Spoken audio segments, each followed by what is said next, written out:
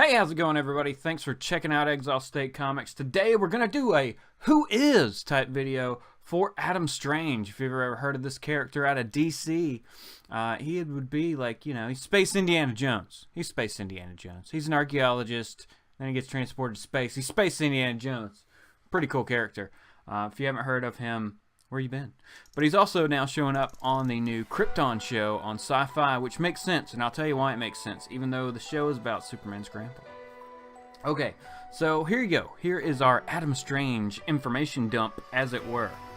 Let's see here. Adam Strange first created in 1958 for Showcase issue number 17. His first appearance ran for 3 issues there. Then they moved him over to Mystery into Space, where he was in for a while. Issues 53 through 100 and 102. What happened to issue 101? That is very strange. I don't know. Strange, isn't it? So Adam Strange was actually an archaeologist. That's why he is, Space Indiana Jones. He was an archaeologist, was in Peru. All of a sudden, he was hit by this beam of energy and transported to this planet, right? Where he was then attacked. He was saved by a woman named Alana. She took him to her father, Zardoth. And Zardoth explained these Zeta beams, which were transported. He just basically is just shooting them off and seeing what happened, really. And because of that, the amount of time it takes to get from Rand to Earth is about 200 or 300 years. So he was actually being transported from present-day Earth back in time to Rand, 200 or 300 years. I can't remember the exact amount, but so that was pretty crazy. And as the energy wore off, then he would be transported back to Earth, present time. But Zardoth gave him some calculations so that he could figure out where the Zeta beams would next hit Earth, and so he could always continue to go back to Rand and meet Alana, or who actually became his wife at some point. So very, very cool stuff there. In the 80s, oh man, Alan Moore wrote a Adam Strange retcon that we're just not going to mention because, man, that was not good. We're just going to skip that whole part. There were other things that ran on in the interim after that. Adam Strange was a big part of the Rand-Thanagar War and Holy War. Both those series had his own series. Dan Abnett was on that in the early 2000s. And then New 52 came around, and it was a long time in New 52 before we actually got Adam Strange to show up, which was in Justice League America. When it turned over to Justice League United, Adam Strange showed up as an archaeologist, I believe.